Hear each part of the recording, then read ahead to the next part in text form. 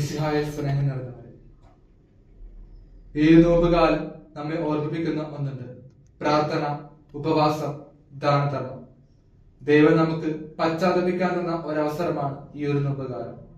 സുവിശേഷ ഭാഗത്ത് ക്രിസ്തുനാഥൻ തന്റെ ശിഷ്യന്മാരോട് ചോദിക്കുന്നു, ഞാൻ ആരെന്നാണ് നിങ്ങൾ പറയുന്നത്? അതിന് പത്രോസ് നൽകുന്ന ഉത്തരം, നീ ജീവനുള്ള ദൈവത്തിന്റെ പുത്രനായ ക്രിസ്തുവാണ്. ഈ ഒരു ചോദ്യം ഇത് നമ്മോട് ഓരോരുത്തരോടും ക്രിസ്തുനാഥൻ ചോദിക്കുന്നുണ്ട്. പലപ്പോഴും ഇതുപോലുള്ള ഉത്തരമല്ല നമുക്ക് പറയാൻ സാധിക്കുന്നത്. നമ്മുടെ ഇഷ്ടങ്ങൾക്ക് വേണ്ടി മാത്രമായി, നമ്മുടെ സന്തോഷങ്ങൾക്ക് വേണ്ടി മാത്രമായുമാണ് പലപ്പോഴും നമ്മുടെ ജീവിതം ക്രിസ്തുവിന് വേണ്ടി മാറ്റിവെക്കാറുള്ളത്.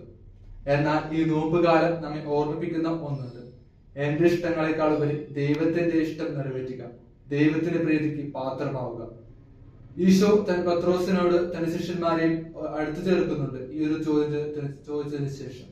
എന്നാൽ ഈ ഒരു ചോദ്യം നമ്മോട് ചോദിക്കുമ്പോൾ എത്രമാത്രം നമുക്ക് ഒരു വിശ്വാസ പ്രഖ്യാപനം നടത്താൻ സാധിക്കുന്നുണ്ടോ ഒന്ന് ആത്മപരിശോധന ചെയ്യേണ്ടതാണ്. അതിനാൽ ഈ നോമ്പുകാലം നമ്മെ സഹായിക്കട്ടെ.